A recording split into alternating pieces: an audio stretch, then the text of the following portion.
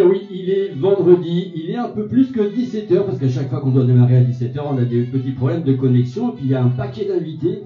Les artistes confinés, et oui, joli petit programme encore cette semaine avec notre ami Julien Rouge. Salut Julien. Bonjour Willy. Salut Willy. Comment ça va bien? Ça va très très bien.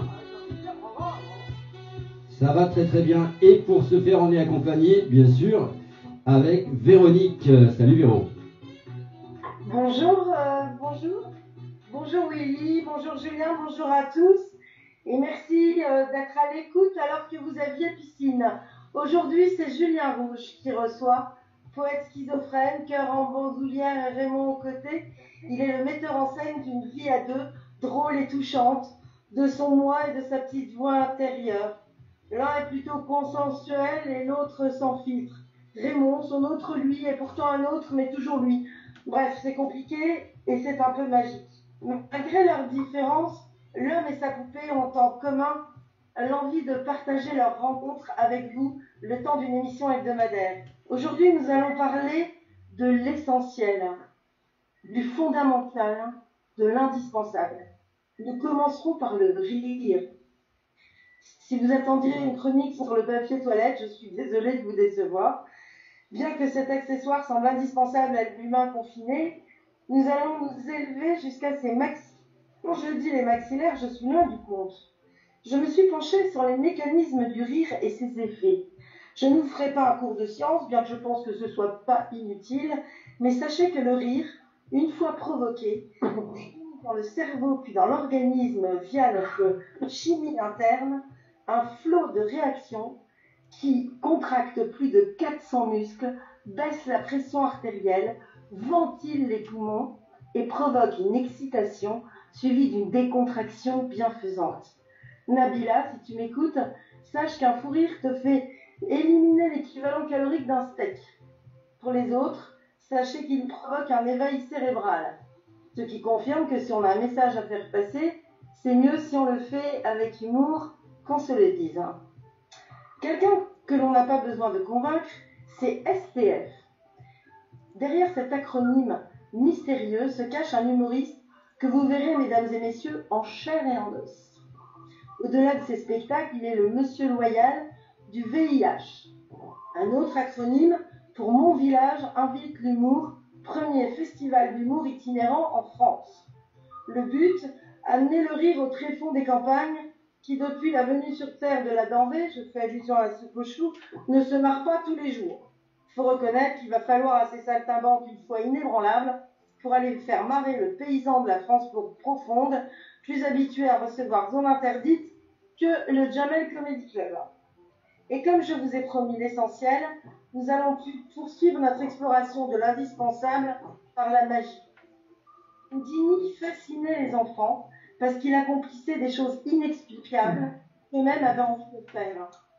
Les enfants rêvent de pouvoir s'échapper de leur chambre si on les enferme, de faire disparaître leur dîner ou leurs parents, de sortir des bonbons de leur poche quand ils n'en ont pas mis dedans, de changer leur sœur en chiot ou en grenouille, ou à l'inverse, de changer leur chiot et leur grenouille en sœur ou en frère. Cet homme est un magicien, et pour un magicien, tout est possible. Notre magicien s'appelle Jordan Debosc. Tombé dans un chaudron magique voilà 10 ans, s'il ne change pas ses sœurs en chiots, c'est qu'on ne lui a pas encore demandé. Illusionniste, hypnotiseur, mentaliste, comme dans la série. Il connaît les routes inconnues des routes inconnues du au-delà du perspectible et entrer dans ça fait un peu flipper quand même. Mais rassurez-vous, on met ce talent au service de l'enchantement et du côté de Saint-Tropez, coquillages et crustacés murmurent son nom les soirs de pleine lune. Un autre genre d'illusion, le transformisme. Vous ne savez pas ce que c'est et ça m'étonne qu'à moitié. Bon, le terme transformisme désigne deux arts scéniques distincts de personnification. Dans son acceptation la plus ancienne que nous retiendrons, c'est l'interprétation notamment de rôles féminins par des interprètes masculins. Une représentation élevée au rang de la métamorphose, de la magie en quelque sorte. Alexander pour les ans, Victoria Williams sur scène, est un personnage pluriel et un surdoué de la transformation que nous allons découvrir. Enfin, nous ferons la connaissance d'un producteur, un vrai, un de ces personnages de l'ombre qui eux aussi font rêver, les artistes.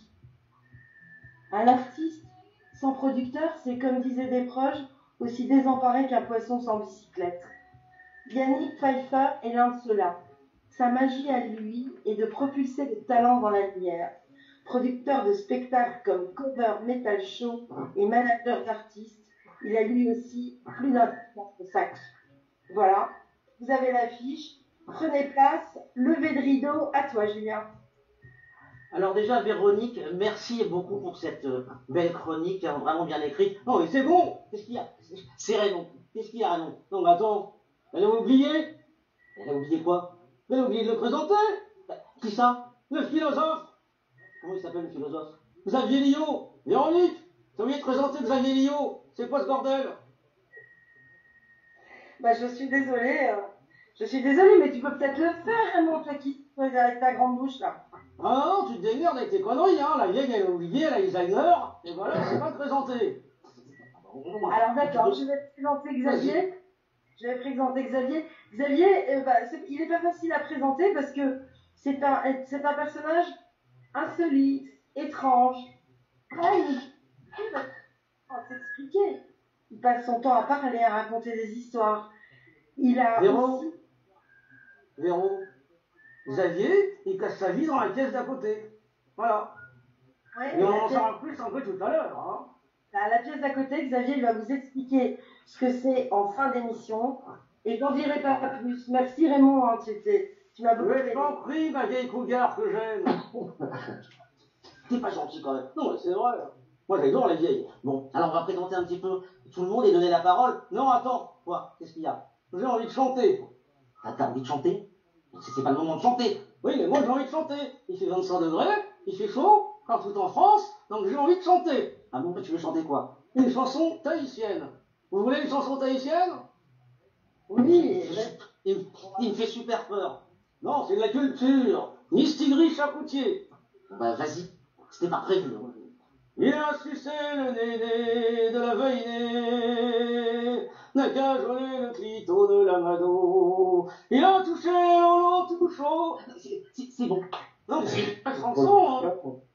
J'ai pas de conneries. Oui, mais non, mais c'est bon. C'est pas le propos, là, en ce moment. Oh, d'accord. Oh, putain, il est toujours en train de râler, lui. Alors, on va présenter quelqu'un qu'on connaît très bien, n'est-ce pas, mon Raymond? Ah oui. On a travaillé pendant une petite année. Oh oui. Dans un beau cabaret. Ouais. Un audacieux cabaret de Déol. Il a travaillé avec la grande et la belle Victoria Williams. Vous avez vécu ensemble aussi? Non, on n'a pas vécu ensemble. Si. Même des gueulets Nathan, parce que c'était mal rangé, tout ça, dans la maison des artistes. Non, ça, c'est du privé. Oh, c'est bon. Bon tu peux laisser Victoria se présenter un petit peu? Oh oui. Vas-y, Victoria. Présente-toi, ma chérie. Bonjour tout le monde, c'est Victoria Williams, donc je suis artiste transformiste de 28 ans dans la région Centre-Val-de-Loire. Je travaille au cabaret L'Audacieux à Châteauroux et j'ai eu le plaisir de travailler avec Julien pendant 1 an et on travaille régulièrement de temps en temps ensemble partout en France, voilà. Donc, je suis très content d'être ici aujourd'hui avec vous tous. Merci à Véronique pour cette belle introduction et cette belle présentation qui résume plus ou moins bien ma passion et mon travail. Voilà. Bon, Victoria, j'ai une question. Pas de poésie, j'ai écouté c'était une chanson, ça me manquait. Ah oui, je sais. Oui. Bon, j'ai une petite question. Doucement, Raymond. J'aimerais savoir quel est le premier personnage que tu as fait en transformiste. Tout Le premier premier. personnage que j'ai fait, c'était Marilyn Monroe. Tout simplement parce que ça reste un classique et pour moi c'est une icône. Donc Marilyn Monroe c'était incontournable. Voilà. Après beaucoup d'autres se sont suivis par plaisir ou parce qu'on je m'excuse. pour travailler, je suis obligé d'en faire régulièrement de façon à trouver d'autres dates de spectacle et puis pouvoir un petit peu me diffuser un petit peu partout en France, en Europe et pourquoi pas à l'international. Voilà. Super. On y aura l'air quoi tout à l'heure. Très bien. À tout à l'heure. Raymond. Oui. Tu veux présenter qui? Un magicien qu'on adore. Notre camarade, Jordan de Wost. Ah oui, mais c'est un grand magicien. Ah bah oui, tu sais, lui, il est tout le temps avec les stars de Saint-Tropez. Il a vu tout le monde. Il est beaucoup, hein. Et alors, mon Jordan, présente-toi. Parce que tu es magicien, mentaliste, hypnotiseur. Explique-nous tout ça un petit peu. Eh ben, c'est exactement ça, en fait. Je m'appelle Jordan De Vos, je suis donc magicien, mentaliste et hypnotiseur, comme tu l'as très très bien dit, Raymond. Pour une fois que tu dis pas des bêtises. Et, Tant pis, mon chéri, je t'en prie. Et du coup, donc, ça fait bientôt 12 ans que j'ai commencé la magie. Et du coup, j'ai la chance de pouvoir le faire un petit peu partout dans le monde. J'ai fait Dubaï, Miami, j'ai fait l'Allemagne, l'Espagne et forcément la France, partout en France. Donc, je vous ferai une petite démo tout à l'heure. Oh, génial. T'as couché, non? Parce qu'il paraît qu'il faut coucher dans le métier. Il faut coucher? Oui, il faut coucher, il paraît. Ça, c'est la question où je devais pas répondre. C'est ce que m'a dit le producteur. D'accord, c'est ça. Ok, très bien. Alors maintenant, on va présenter un festival parce qu'on a trouvé une idée géniale. Hein, mon Raymond? Il est génial, ce festival. Oui. Et s'il s'appelait comment? Le village. Mon village invite l'humour. Et ça, je trouve ça super de faire un festival comme ça. T'es pas d'accord? Oui. Qui invite des humoristes à la campagne. Et ça, c'est la première fois que ça se fait en France. Et ça, c'est génial. Et puis en plus, qu'est-ce qu'il y a? Comme il nous a promis de nous programmer, on va lui laisser la parole pour se présenter. N'importe quoi, toi. Non, c'est vrai. C'est bon. C'est à toi, STF, notre camarade. Bonjour à tous. Tout d'abord, pas STF, faut pas confondre. STF, c'est un grand cru de Bordeaux qui a tendance à se bonifier avec l'âge. C'est pas mon cas. Donc voilà, Steph pour établir. Oh merde. Parce que ça lève une part de mystère pour Véronique. Donc voilà. Oui, non, l'idée du village, elle est née de ce constat qu'effectivement il se passe rarement quelque chose dans les campagnes et que dès qu'il se passe quelque chose, les gens se déplacent et répondent présent. Donc je trouvais dommage effectivement que rien n'y soit proposé. Alors c'est vrai qu'aujourd'hui beaucoup d'humoristes voient le métier comme un tremplin et donc se focalisent sur Paris dans l'espoir d'être absolument repérés par un producteur qui va les transformer en nouveau Gad Elmaleh. Donc voilà, moi j'ai pas ce problème-là, j'ai pas cette problématique de vouloir absolument être sur le devant de la scène, enfin en tout cas dans la lumière. Et donc l'idée d'aller dans les campagnes me dérange absolument pas. Donc moi je leur laisse bien volontiers Paris et puis nous on s'occupe des petits villages. Donc effectivement avec grand plaisir j'aurais hâte d'accueillir Julien et son personnage Raymond. Raymond mon chéri, Raymond. Ah ça, j'ai pas Alzheimer hein. Donc voilà, avec grand plaisir, on viendra dans maximum de villages en France. Il y a 17 500 communes qui sont concernées, donc on a de quoi faire. Ah ouais, ça va être vachement bien. Et puis justement, tu parlais de producteur. Oui Raymond, on va accueillir un monsieur qu'on aime bien. Oh oui, monsieur qui est fort. Il produit, tu sais qui? Du métal.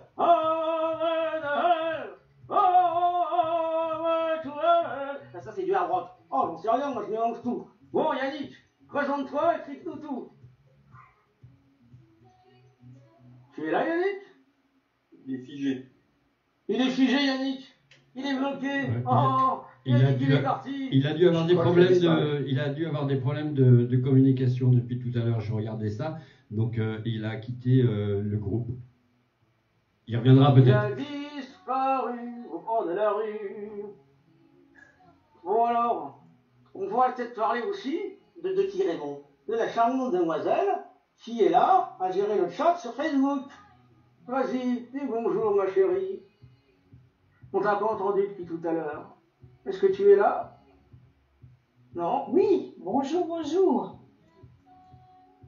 Je vous rejoins tout à l'heure. J'ai un petit problème de réseau moi aussi. D'accord. Et non? Ah, et on? Alors moi, j'ai pas de problème de réseau et j'ai des questions à poser. Alors la première, elle est pour notre magicien Jordan. J'aimerais savoir comment c'est quand tu fais un spectacle à Dubaï ou à Miami. Qu'est-ce qu'il y a dans ton spectacle? Est-ce que tu hypnotises une salle entière? Est-ce que tu rentres dans la tête des gens? Est-ce que c'est un mélange de tout? Comment ça se passe? Alors en fait, ça va dépendre vraiment de ce que le client veut, généralement, parce que quand c'est des voyages comme ça, c'est pour un client en particulier. Je vais pas à Vegas faire des scènes où les gens viennent, c'est vraiment un client qui me prend en particulier. Et là, en l'occurrence, c'était pour ce qu'on appelle du close-up. Donc du close-up, c'est ma magie de proximité. Et donc il peut y avoir du mentalisme où je vais quand même rentrer dans la tête des gens, mais pas d'hypnose. Pas d'hypnose en anglais parce que pour l'hypnose, les mots sont très précis. Et mon anglais n'est pas assez bon pour permettre d'avoir tous les accents et tous les mots qui peuvent aller avec. Donc pour éviter ça, ben, je fais pas d'hypnose en anglais. Mais je fais quand même mentalisme. Alors, mentaliste, ça veut dire que tu rentres dans la tête des gens. Ça doit pas être facile au quotidien d'être dans la tête des gens. Alors le mentalisme, c'est l'art de donner cette impression en fait surtout. Parce qu'on ne rentre pas réellement dans la tête des gens, sinon ce serait frustrant pour les uns et inquiétant pour les autres. Mais du coup, on donne cette impression avec des techniques de magicien, des techniques de lecture corporelle, et c'est comme ça, du coup, les bases du mentalisme. Alors après, il y a plein de petites parties dans le mentalisme. Hein. Il y a aussi la télékinésie. Souvent, beaucoup de gens ont connu Uri Geller qui tordait les cuillères, par exemple. Il fait partie des plus grands mentalistes du monde, par exemple. Victoria aussi, j'ai des questions qui me brûlent les lèvres. Est-ce que aujourd'hui tu n'es plus Marilyn Monroe? Quels sont tes personnages aujourd'hui? Alors mes personnages, j'en ai beaucoup et après, un petit peu comme Jordan, je fais à la demande aussi du client. Donc quand je me déplace dans un établissement ou pour un événement, on me demande auriez-vous la possibilité de faire tel ou tel personnage. Donc après, ça reste quelque chose d'assez, je vais pas dire sans limite, mais si j'ai la possibilité de pouvoir travailler un nouveau personnage pour avoir une nouvelle date de spectacle, pourquoi pas? Si c'est possible, parce que mon visage a ses limites. N'ayant pas fait de chirurgie esthétique, forcément, au bout d'un moment, ça limite. Donc aujourd'hui, j'ai beaucoup de personnages. Après, je suis très personnage américain, parce que bon, je suis né dans les années 90, donc forcément, j'ai une culture un petit peu plus pop que d'anciennes artistes du milieu transformiste, drag queen ou transsexuel. Donc je vais me porter plutôt sur des personnages comme Jennifer Lopez, Dita Lantis, Maria Carey, et je vais abandonner les Mylène Farmer, Mireille Mathieu et compagnie qui ne me correspondent pas du tout. Voilà. Je pense qu'au bout d'un moment, notre métier, il faut le faire aussi évoluer. La clientèle va rajeunir avec le temps et on ne peut pas se permettre de faire toujours les mêmes choses. Voilà. Et qui est ton personnage préféré? Alors moi, mon personnage préféré, c'est Maria Carey, parce que je suis un fan incontesté de Maria Carey. En plus, elle est très drôle à faire sur scène, parce qu'elle est pleine de mimiques, c'est une caricature, hein, cette star, et tellement talentueuse aussi qu'en fin de compte, on a la beauté, on peut avoir de l'humour et beaucoup de charisme en faisant Maria Carey, donc c'est un grand moment de plaisir quand je peux la performer sur scène. Julien, je vois que tu impatientes. Dis-nous. Oui, mais c'est une histoire vraiment. Ah oui, moi franchement, Victoria, j'adore. Elle a une Céline Dion qui est comique, qui a mourir de rire. Je lui ai demandé de nous faire Carlos, elle a jamais voulu, hein. Moi je vous le dis comme ça. Bon, qu'est-ce que vous voulez dire d'autre? Voilà, on a récupéré notre producteur, Yannick. Vas-y, présente-toi, explique-nous un petit peu ce que tu fais alors. Et qui tu produis? Je vais pas te produire à toi, mon poulet. J'ai pas aimé ta chanson érotique tout à l'heure. Oh, salaud! Et les mecs vont dire, pareil, ils causent des trucs avec des gonzesses sur Facebook, et là ils gueulent, hein. Très bon. Oh. Bon, bonsoir à tous. Donc, je m'appelle Yannick Peffer, j'ai 48 ans, j'habite à Vernouillet, et depuis quelques années déjà, je fais des productions. Bon, c'est vrai que je suis un fan inconditionnel de métal, mais j'ai produit aussi de la variété. J'ai produit en 2018 la grande star portugaise Tony Carreira, pour parler d'exposition de Gaulle. Et puis voilà, donc j'ai plein de productions cette année, 2 au mois d'octobre et une au mois de novembre. Je suis pas habitué à ces scénarios-là. Donc je suis vraiment désolé. Si vous avez des questions, allez-y, faites volonté, quoi. Ça consiste en quoi de produire un acteur, un chanteur ou en quoi ça consiste concrètement? C'est quoi ton boulot? Ça consiste à plein de choses, mais excusez-moi, j'ai un problème avec mon téléphone. On l'a perdu. Après, Jordan, si tu veux poser une question à Yannick, il n'y a pas de problème.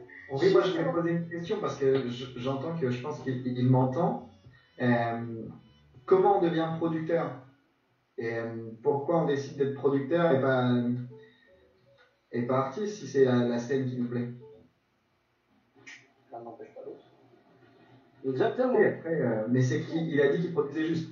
Mais c'est pour ça que je pose cette question, effectivement. Alors je pense qu'on a perdu Yannick à mon Raymond. Oui, mais par contre il y a quelqu'un qui ne s'est pas encore présenté. Alors on va lui donner la parole. Ah ben bien sûr, monsieur le philosophe, Xavier Iliot. Comment ça va? Ça va? J'écoute avec attention tout ce qui se dit depuis le début sur les différents espaces d'expression avec des domaines que je ne connais pas, le transformisme par exemple, la magie un peu plus puisqu'un ami de ma fille est un magicien qui fait du mentalisme, qui travaille aussi sur la mémoire avec des numéros absolument remarquables. Donc toujours une découverte et puis quelque chose d'intéressant. Alors moi, pour me présenter, j'ai été déconfiné une première fois et une deuxième fois par ma fille qui est une jeune metteur en scène et qui a souhaité mettre en scène 2 pièces de théâtre que j'avais écrites. Monsieur Vagabond qui avait été nominé au Petit Molière en meilleur metteur en scène et meilleur auteur, donc c'était une grande satisfaction à la fois en tant qu'auteur et en tant que père, puisque Fleur était à la mise en scène. Et ensuite, le deuxième, c'était Alice et Rose, qui était une grande aventure. C'était une pièce qui a duré 1h50. Et là encore, ça a été un plaisir immense de voir une écriture transformée, mise en spectacle par des jeunes comédiens du conservatoire, des musiciens, puisque 2 musiciens se sont appropriés le texte aussi pour le mettre en scène en direct avec des créations. Ça a été beaucoup d'émotions et expérience que j'ai bien envie bien évidemment de continuer et puis surtout de partager, puisque je crois que derrière ça, c'est le retour et ce que ça emmène en richesse et en rencontre derrière. Alors, oui Raymond, qu'est-ce qu'il y a encore? J'ai une petite question à poser à Steph.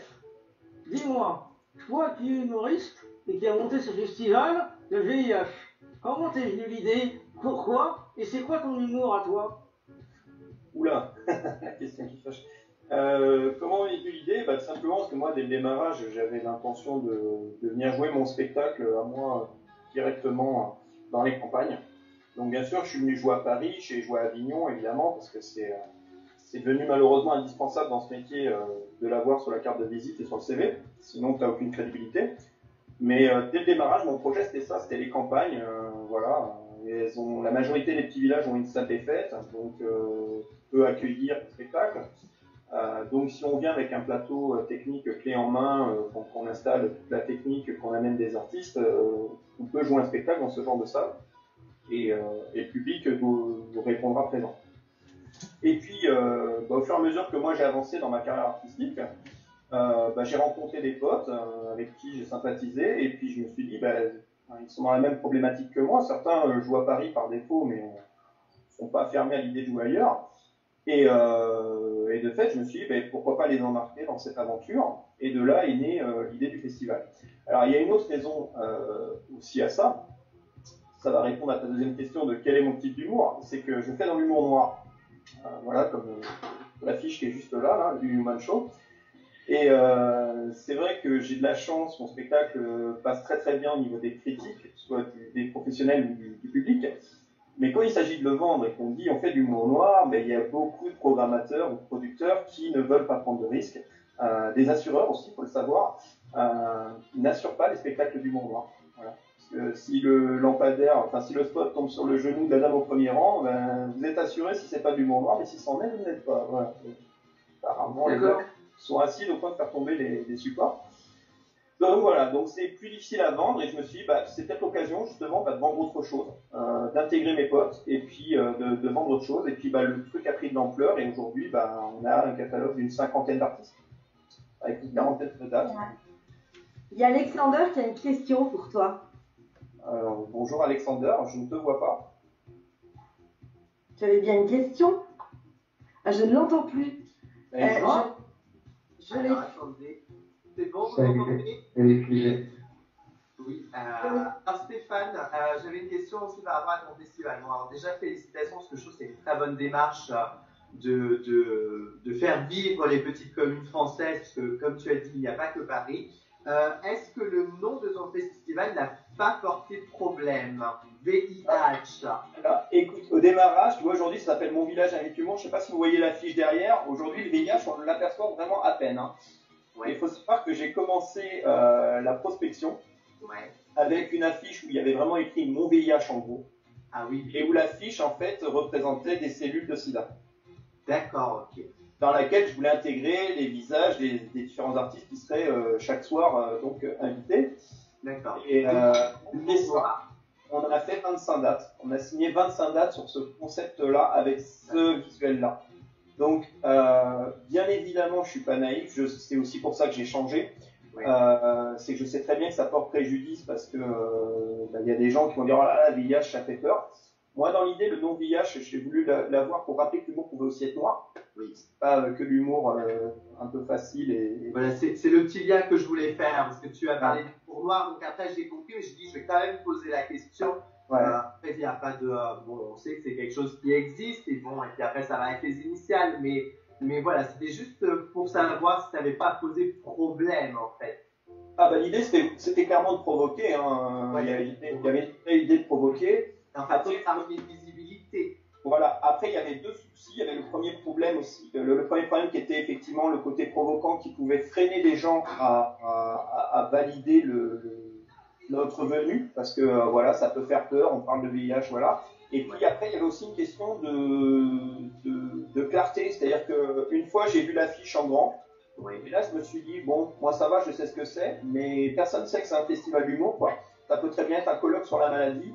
Et du coup, ça n'a pas du tout le même impact. Donc, je voulais plus de clarté. C'est pour ça qu'on est revenu sur quelque chose de plus sobre. Il y a toujours le VIH qui est écrit, mais c'est plus discret. Voilà. Ok, très bien, merci. Je t'en prie. Julien, ça te fait réagir l'humour noir? Ah oui, moi j'adore. Ah, moi aussi j'adore l'humour noir. On peut le dire, hein. Enfin, c'est surtout toi, Raymond, parce que, ouais, nous on est fans de Dieudonné, hein. Comme tout, hein, mais certains trucs. Par contre, dis-moi, Steph, t'as quoi un truc rigolo à nous raconter, là, une petite histoire de spectacle ou tout ce que t'as envie? Là, comme ça, non. À chaud, allez, vas-y. Non, par contre, vas-y, Steph. Je vais me faire une petite indienne, si ça vous dérange pas. Indienne du Pocahontas. Ah, d'accord. C'est pour t'aider à trouver la blague, c'est ça? Bon, oui, Raymond, qu'est-ce que tu veux dire? J'ai tout à quel, là. Bon, qu'est-ce qui se passe sur les réseaux sociaux là? Ça répond un petit peu, dis-nous tout. Dis-moi. Non, il y a beaucoup de coucou, il y a beaucoup de coucou, il n'y a pas de questions. Il y a des gros bisous envoyés à Victoria. Voilà, c'est des coucou la belle Victoria et tous les artistes, donc de Damien, d'Annette, Patricia, donc on a beaucoup de monde, mais pas de questions. D'accord, que des bisous. Ouais, en fait, que des bisous à draguer Victoria. Oh, merci. Et c'est surtout ceux qui veulent draguer Victoria, ok, on a compris. Ah, la petite Victoria Williams. Et c'est bon, tu te calmes. Alors, je crois que notre ami Jordan nous a préparé un super tour de magie. Est-ce que tu es ok, Jordan? Ouais. Alors, super, je sais pas, mais justement, je voulais rebondir sur la magnifique chronique d'introduction que nous a fait Véronique. Je vous ai préparé un tour tu en parlais tout à l'heure, et je me suis dit que ce serait génial du coup de pouvoir vous faire un tour avec. Parce que apparemment, effectivement, il y a beaucoup de personnes qui se le sont arrachées. Et je voulais savoir pourquoi. Je comprenais pas du tout pourquoi tout le monde, enfin, bien sûr, on en a besoin, mais pourquoi tout le monde se battait pour l'avoir. Et donc, je l'ai examiné de plus près. Et en y regardant de plus près, en fait, j'ai plié une première fois, une deuxième fois, une troisième fois, et au bout de la quatrième, j'ai commencé à comprendre. En fait, il n'y avait pas que du papier. On a l'impression qu'il peut changer. C'est là où je me suis dit, je comprends que ce soit intéressant. Mais le vrai problème de ça, c'est, je sais pas si vous vous rendez compte, mais ça irrite vachement quand on s'essuie avec. C'est ça que je l'ai expliqué avec les 500. Bravo. Bravo. C'est pour ça. Alors, Jordan, tu veux nous emmener ton papier à baisser, hein, tout chacun, on en a besoin en ce moment. Hein. Voilà, n'hésitez pas à m'envoyer, il n'y a pas de souci. Je voulais dire un truc, Véro, excuse-moi. On voit quand même les mecs qui travaillent à Saint-Tropez, hein. Je dis ça, je dis rien. Ah. Attends, trop que aussi, ils en ont besoin. C'est vrai. Tout à l'heure, je te voyais réagir à l'interview de notre producteur. Tu peux nous expliquer comment ça fonctionne, Mon village invite l'humour. Toi, tu es producteur de cet événement et tu emmènes avec toi une troupe de comédiens, d'humoristes qui sont tous dans des genres différents, où il y a un fil rouge, comment ça se passe? Du tout. En fait, l'idée, il y a donc, je disais, une cinquantaine d'artistes en catalogue, mais par soirée, on a 3 artistes. Donc, dans l'idée, c'est de proposer 3 types d'humour différents. Donc, le premier type, c'est l'humour noir, puisque forcément, je suis sur toutes les dates. Je fais venir généralement quelqu'un qui fait soit du stand-up, pardon, soit du one-man show. Donc, ça fait un deuxième type d'humour. Et j'aime bien choisir un troisième artiste totalement différent. Donc ça peut être un mentaliste, ça peut être un hypnotiseur, ça peut être un imitateur. Qu'est-ce qu'on a d'autre? On a un circassien. On a un chanteur humoristique. On a quelqu'un qui va être assez proche du théâtre. Bon, malheureusement, transformiste et magicien, je n'en ai pas. C'est pas que j'en ai pas envie, c'est que vous êtes tellement bons, les mecs, que votre métier marche tellement bien que vous n'avez pas besoin de nous. Donc ça tourne suffisamment pour eux. Maintenant, voilà. Et puis on a Pardon? Ça dépend quand et je serais ravi d'être avec toi. Bah écoute, t'es bienvenu. On a on avait une quarantaine de dates. Avec la situation actuelle, ça c'est bien compliqué. C'est pas ça. Du travail, on a besoin. Voilà. Et puis on a aussi un ventriloque avec Julien et Raymond. Donc voilà, on aime bien proposer un troisième choix alternatif de façon à avoir vraiment une palette d'humour très complète.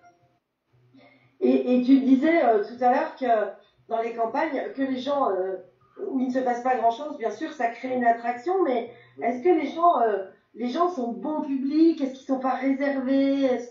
Comment ça se passe? Ah non, c'est c'est en plus un des gros avantages de jouer à la campagne par rapport à Paris. À Paris, il y a tellement de spectacles tous les soirs que les Parisiens sont souvent blasés. C'est-à-dire qu'ils ont une telle offre que voilà. Et puis il y a aussi autre chose. Moi, je le vois en plus dans l'humour noir. Alors c'est pas du tout d'aigreur, parce que sans me vanter, le spectacle a été élu quand même top 20 dans les critiques sur Billet Réduc, donc il a un très très bon retour du public. Mais malgré ça, quand je suis sur scène, je sens qu'il y a des gens qui se retiennent de rire. Alors pour l'image peut-être, parce que se dire oh là là, qu'est-ce qu'on va penser de moi si je rigole à ça, etc. Alors qu'en sortie de scène, une fois sortis de la salle, ils sont tous enthousiastes, etc. Ça, j'ai pas ça en campagne. En campagne, les gens, si ça les fait marrer, ils se marrent, ils se posent pas la question, quoi. Et on peut vraiment rire de tout, à tel point que moi, quand j'ai lancé ce concept-là, je me suis dit, par contre, attention, dans mon univers, l'humour noir, c'est que les gens qui viennent me voir à mon spectacle, il y a quand même l'affiche qui prévient, il y a les critiques qui préviennent, etc. Donc, ils viennent en connaissance de cause. Moi, je vais dans un village, les gens ne savent même pas qui vient, ils ne savent même pas que je suis là. Donc je me suis dit, tout ce qui est humour noir, déjà, je vais quand même tempérer et éviter. Et puis, pris par l'habitude, la première date, c'est sorti. Et ça a eu un très bon accueil, à ma grande surprise. Et du coup, j'ai décidé finalement de faire ce que je fais et pas me soucier de... Voilà. Alors bien sûr, à un moment donné, il y aura sûrement quelqu'un à qui ça plaira pas, mais c'est pas grave. Je veux dire, je reste à peu près 1 heure sur scène, moi, donc entre les présentations, les remerciements, tout ça. Donc si sur 1 heure, il y a une vanne qui passe pas, je pense qu'il retiendra les 2 heures où il s'est éclaté, quoi. Que ce soit avec moi ou avec les autres. Donc voilà. Ah, il y a Brigitte. Julien. On a Damien qui pose une question à tous nos artistes, qui leur demande comment ils en sont arrivés à faire le métier qu'ils exercent. Alors surtout Victoria Williams. Ah voyons.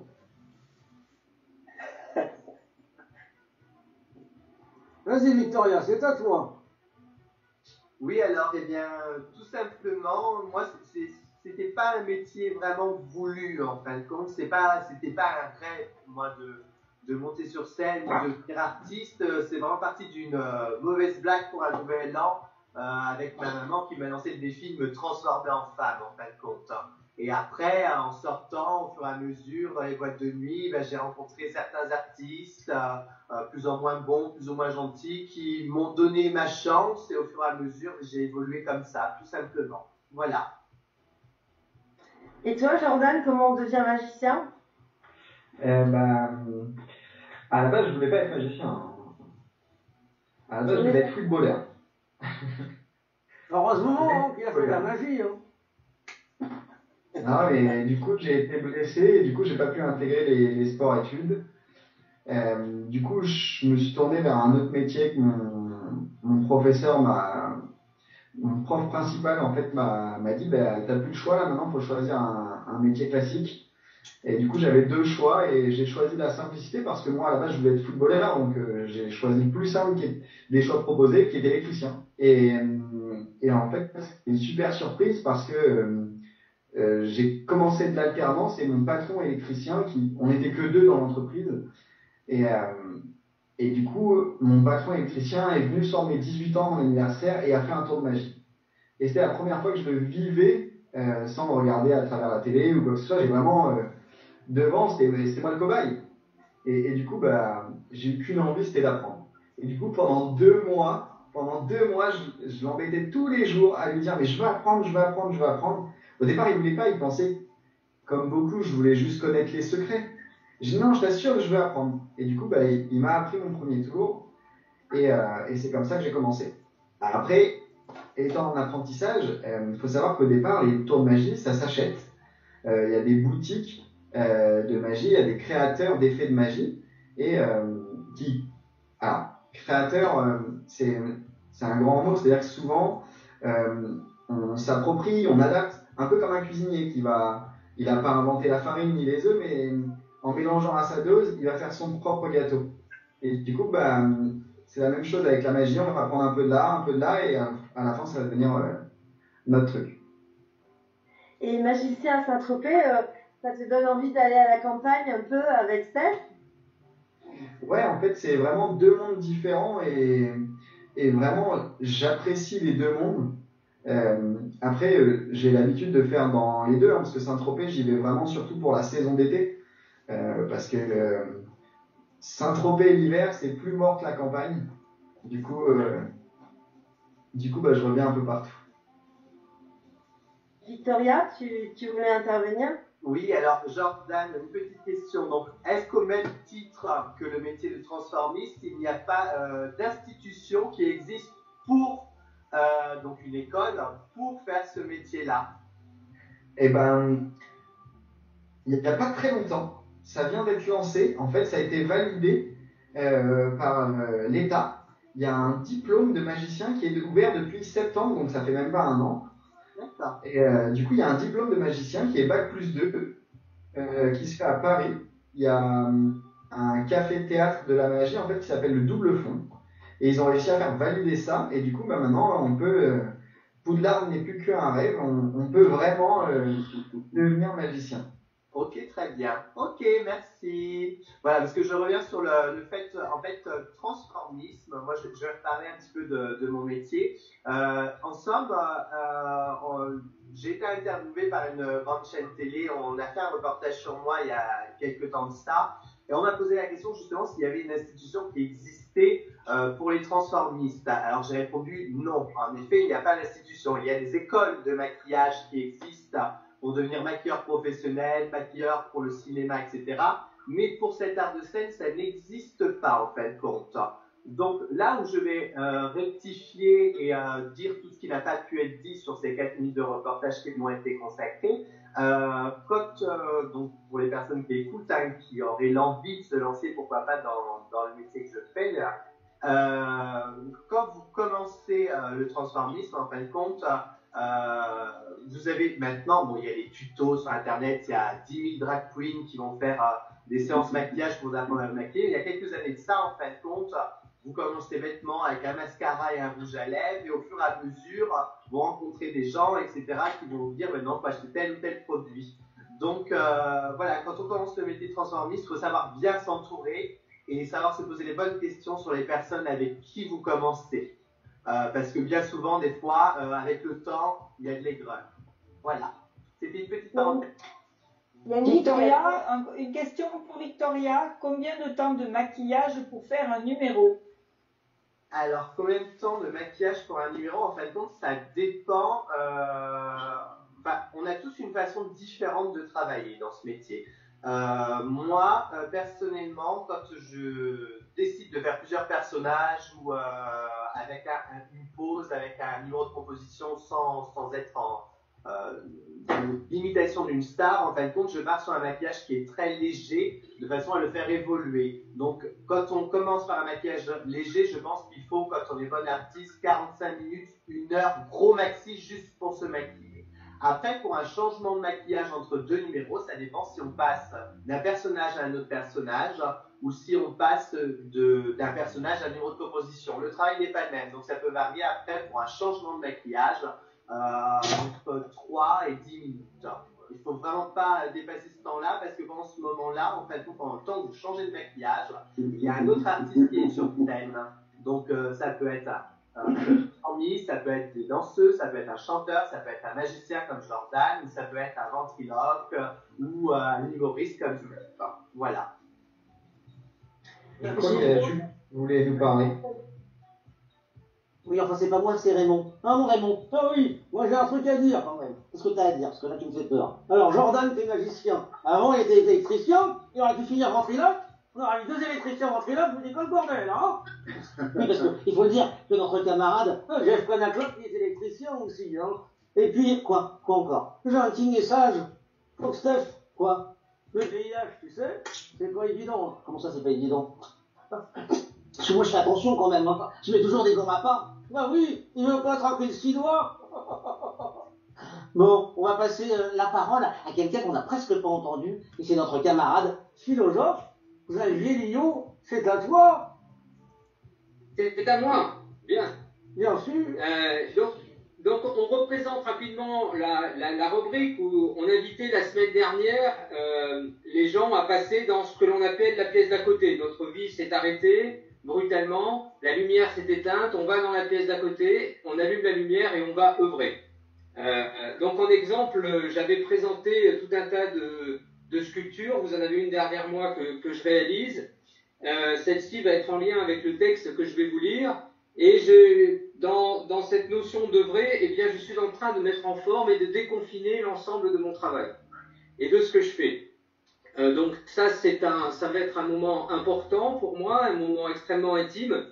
Et ce soir, je vais vous lire un texte avant de partager avec vous l'expérience de quelqu'un qui aussi pendant le confinement est en train d'allumer la pièce d'à côté, est en train de consacrer un peu plus de temps à quelque chose qui lui est cher. Donc on le voit, nous sommes attaqués par un virus dont les symptômes, vous les connaissez tous aujourd'hui. Il y a de la fièvre, il y a de la lassitude, des douleurs diverses et une difficulté à respirer. On peut se dire que ces symptômes sont partagés aujourd'hui en grande partie par notre planète. qui se plaint de ça, qui a du mal à respirer et qui aussi a une certaine lassitude, une fatigue, et peut-être une fatigue et une lassitude des êtres humains. À tel point qu'aujourd'hui, même certains hommes sont fatigués par les hommes et par les êtres humains. J'en ai rencontré un lors d'un voyage et je vais partager avec vous ce qu'il m'a raconté. J'ai rencontré sur le bord d'un canal, pleurant toutes ses larmes, un cannibale. Mon chagrin est si grand, s'écriait-il, à l'évidence, s'installe un grand péril.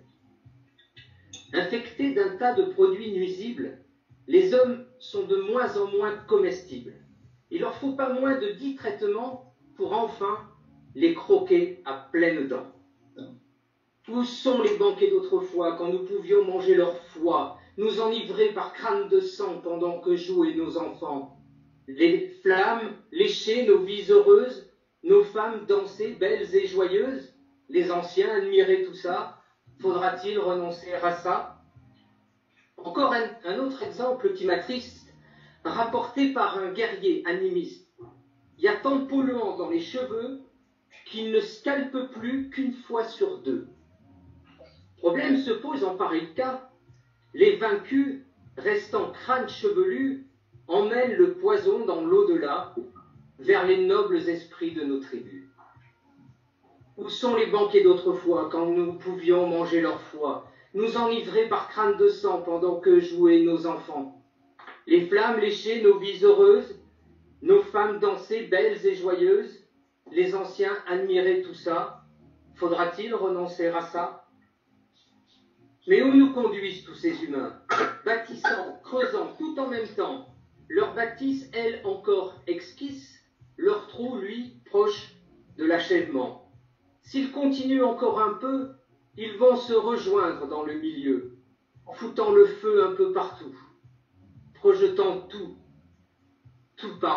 en dessous. Je vous remercie. C'était un texte où...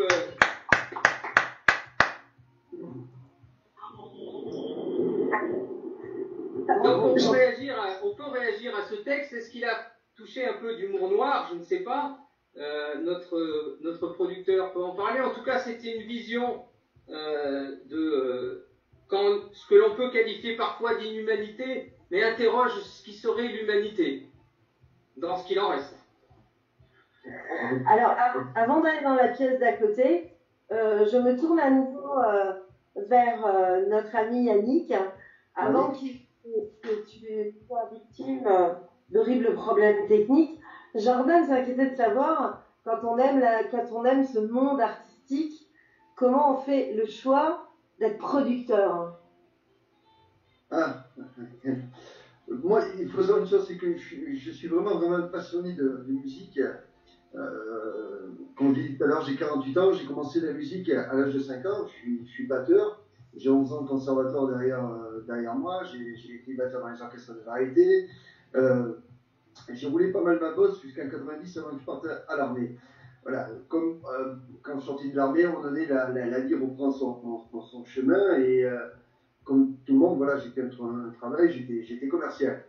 Et il y a 3 ans de ça, j'ai été victime d'un licenciement abusif avec une grosse marque de voiture, je dirais pas le nom. Et donc, je me suis dit, voilà, tu es un bon commercial, tu es un passionné de la musique, fais ce que tu aimes. Donc, j'ai décidé au lieu d'être musicien, de produire la musique que j'aime, les artistes que j'aime. Je peux produire Julien, je peux produire les tours de magie, je peux produire les artistes. Voilà, mais c'est vraiment ma passion. C'est vraiment ancré à moi. Je suis un fan de musique. Je me lève avec la musique, je dors avec la musique. Voilà, je ne pense pas un jour, une journée sans musique. Voilà, tout simplement. Merci pour ces éclairages. Bon, il n'y a pas de problème. Où tu nous emmènes maintenant? Yannick, Oui. je crois que tu as un gros plateau de cabaret à programmer et à produire. Hein. Je dis ça, je dis rien. Ah non, c'est pour le dire.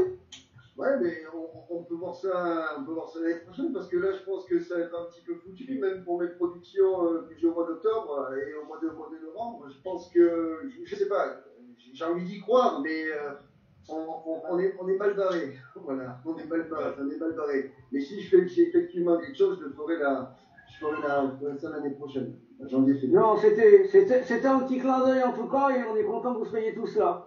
Je crois qu'il y a quelqu'un qui nous fait signe là. Ça bouge sur les réseaux, c'est ça? Oui, il y a Damien qui vous demande à quand un spectacle tous ensemble. Et qui, moi? Ça dépend des producteurs. Hein. Exactement. En plus, on en a deux. Hein. On en a un autre à côté. Hein. On en a deux. Hein. Tous ensemble. Qu'est-ce qu'il attend Damien pour tous ensemble? Moi, je comprends tous ceux qui sont dans l'émission d'aujourd'hui. Tous ensemble, Après, on a déjà fait une date, alors pas tous ensemble. Mais il va falloir monter sur Paris, il va dans le sud. C'est bon. On met Yannick à la batterie pour l'ambiance, et puis voilà, et puis après, il y a rap sur une soirée. Je vous dis, moi, par soir, on a 3 artistes. Je l'ai déjà fait avec 4 artistes, parce que les marins, je ne savais pas trop si on allait faire sur 3 ou 4 artistes. Donc 4 artistes, c'est gérable. On rajoute Yannick à la batterie pour l'ambiance, et puis voilà. Et on distribuera les cafés, hein. Non, et Véronique en assistante. Une petite idée là, parce que bon, cette histoire de coronavirus, ça m'a touché dans le sens où j'ai vraiment un énorme respect vis-à-vis du corps médical. Parce que mon fils, Alexis, qui a 14 ans maintenant, il est né prématurément, et j'ai vu le boulot derrière qu'il y a. Le corps médical, ils font un énorme boulot. Et de voir, attention là, je vais rentrer dans la partie politique, de voir des connards qui à l'Élysée et au gouvernement et qui ne donnent pas ce que le corps médical demande, en sachant que c'est vraiment énorme. Et je ne parle pas uniquement de Macron, je parle aussi uniquement des autres présidents qu'il y a eu avant. Ils ont supprimé beaucoup de choses, alors qu'en fin de compte, on a mis de l'argent là où il ne fallait pas. L'armement, on a tout ça. Mais il fallait pas toucher au corps médical. Quand ils ont défilé, là, il y a quelques mois, dans les rues, il fallait les écouter. La preuve année, c'est que maintenant, on est emmerdé. On ne jure que par eux. Donc, ce que je veux dire par là, c'est que j'ai envie l'année prochaine, effectivement, de faire un méga show, récolter un maximum d'argent. C'est vrai que je compte sur le bénévolat des artistes. Je ne prendrai rien au niveau billetterie. Et ce que j'ai envie de faire, c'est un gros panier, récolter un maximum d'argent et donner cet argent à une association qui s'occupera éventuellement de dispatcher cet argent dans plusieurs hôpitaux. Et voilà. Moi, voilà, c'est ça mon rêve. Si moi, je peux les aider comme ça, bingo. Voilà. L'appel est lancé. Et maintenant, je propose qu'on aille faire un tour dans la pièce d'à côté et aller dans la pièce d'à côté pour Xavier, c'est vraiment pas une punition. Non, alors aller dans la pièce d'à côté, nous l'avons vu, c'est pas une punition. Aller dans la pièce d'à côté, c'est éteindre la lumière dans la pièce principale. On voit que l'espace-temps qui s'est ouvert aujourd'hui, nous déprogramme. Il y a un déconditionnement qui est en train de s'opérer et il y a ce temps disponible qui est absolument remarquable pour aller œuvrer. Et œuvrer, c'est faire quelque chose. Et je crois qu'aujourd'hui, si on regarde autour de nous, tout ce qui se fait, de la chose qui semblerait la plus petite, par exemple, par la fabrication d'un masque, et toute la motivation qu'il y a derrière à faire ça, c'est absolument extraordinaire. Et je crois que les gens prennent un plaisir immense aussi à donner et à offrir. Vous avez des actions tous les jours. Et là, il y a plein de personnes qui sont en train de réaliser quelque chose qui restera. Donc l'idée de la pièce d'à côté, c'est ne pas gâcher ce temps. Il y a des gens qui travaillent énormément avec toute la pudeur qu'il faut avoir, nous sommes bien d'accord. Mais ce temps disponible, ayons l'idée, créons des idées, on doit essayer d'en faire quelque chose. En tout cas, de donner la parole peut-être à l'intimité que l'on a, et puis qui se révèle quand on a ce déconditionnement qui se produit. Alors, quand on regarde autour de nous, moi je vous ai rencontré depuis la semaine dernière, on a échangé en aparté, et puis je crois que juste à côté de nous, on a quelqu'un qui est dans la pièce d'à côté en ce moment. C'est Véronique. Oui, moi je... Donc Véronique, tu peux nous parler de ce qui se passe actuellement? Alors, dans ma pièce d'à côté, à moi, il se passe la continuité de ce pourquoi je suis passionnée, ce pourquoi je travaille depuis toujours, c'est-à-dire l'écriture. Moi, j'ai toujours écrit pour gagner ma vie. Le métier de journaliste, c'est un métier où on écrit dans un timing, dans des cadres, sur des sujets imposés. Et l'envie, le rêve, c'est de faire éclater les cadres et d'écrire enfin, j'allais dire, un vrai livre. Il n'y a pas de faux livres. Donc, dans ma vie un petit peu bousculée, un petit peu agitée, j'ai toujours envie de ça. Je n'ai réussi à produire et achever seulement des qui ont été publiés, bref. Mais ce rêve de livre, eh ben, je l'ai emmené dans la pièce d'à côté parce que là, je vais pouvoir avoir enfin peut-être l'espace et le temps pour pouvoir écrire.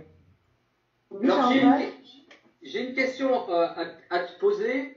As-tu l'impression qu'avec le temps disponible, les idées vont plus loin? Non. Non. Non, j'ai pas l'impression qu'elles vont plus loin, mais en tout cas, on a le temps de les poser. On a le temps de poser ces idées, de mettre tout à plat, de reprendre. Je prends l'exemple de l'écriture d'un roman, par exemple. C'est compliqué. Moi, je suis journaliste, donc forcément, mes choix sont de fiction, sont basés sur de la réalité. On a du temps pour revoir cette réalité, pour polir sa forme, pour. Je pense pas que ce soit. Moi, je suis confinée en centre-ville. Je pense pas que ce soit un excitant monstrueux à l'imagination. C'est juste une planche de temps volée qu'il faut mettre à profit de la meilleure manière que ce soit, c'est-à-dire en produisant des choses qu'on n'avait jamais le temps de produire. C'est le temps qu'on nous donne en plus. C'est ni l'envie ni l'imagination. Mais enfin, on peut mettre ces deux choses au service d'un temps qu'on n'avait pas. Oui, Julien. Oui, alors moi je te rejoins un petit peu là-dessus. Donc là j'ai Raymond qui se cache un petit peu. En dehors de la ventriloquie, je suis également aussi chanteur. Et j'ai sorti un album de chansons françaises à texte. Et je te rejoins là-dessus. En fait, moi quand j'ai écrit la majorité des chansons, c'était dans le métro et dans un endroit très bruyant avec beaucoup de monde. Et c'est là où j'ai écrit le plus de choses. Donc je pense que c'est pas forcément le fait d'être seul. Ça, je pense que c'est vraiment personnel. Oui, si je peux me permettre d'ajouter quelque chose là-dessus, parce que tout le monde me demande, du coup, est-ce que tu en profites pour écrire, etc. Mais en fait, non, effectivement, parce que certes, on a du temps, mais je trouve que l'ambiance est pesante et elle se prête pas à ça. C'est-à-dire que je suis pas d'humeur à écrire, en gros, voilà, pour faire simple, je suis pas d'humeur à écrire. J'ai besoin d'une certaine mélancolie pour ça, j'ai besoin d'être dans un état d'esprit pour ça, d'être isolé pourtant, hein, mais là, c'est pas le bon isolement. On a les pensées qui sont parasitées par un tas de mauvaises informations de l'actualité qui font que on n'a pas envie de. Enfin, moi en tout cas, ça me motive pas à écrire, quoi. Voilà. Jordan. En même temps, en étant tous les jours dimanche, c'est compliqué. Hein. C'est ça. Exactement. Je regarde juste sur la partie de Véronique. Moi, j'ai écrit un livre si tu veux. Ah, super. Regarde, il est assez simple. Je sais pas si vous arrivez tous à lire. Ouais. Ouais. Tous les mots sont différents. Ouais. J'essaye de cadrer en même temps. Donc, ce que je vais faire, c'est que je vais vous les entailler. Et donc, par exemple, Véronique, hein, pour toi, les livres, tu me dis stop quand tu veux. Stop. Vous l'avez là? Ouais. Ouais. Moi aussi. Oh. Bravo. Voilà, c'était pour toi, Véronique. Merci. Il y a Raymond qui a une question. Jordan? Oui. S'il te plaît, tu peux nous endormir notre vieille cougar Véronique en hypnose là, en direct, en live? Allez, vas-y.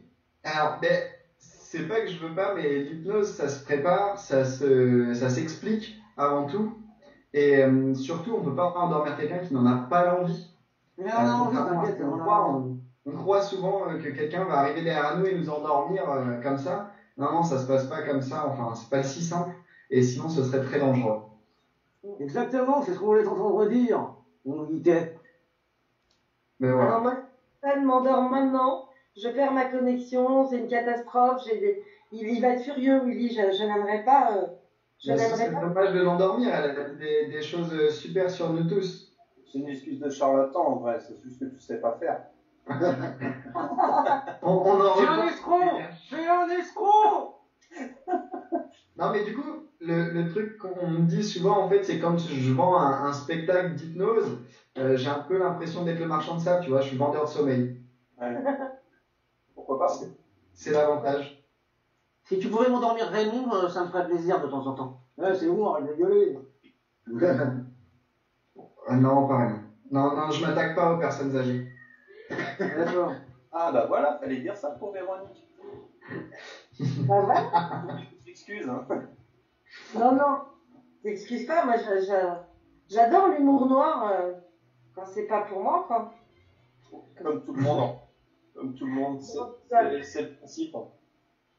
Véro, une petite question à la production HTV, 18h15. On est bon, on continue, on fait quoi? Est-ce qu'il est là notre kiki?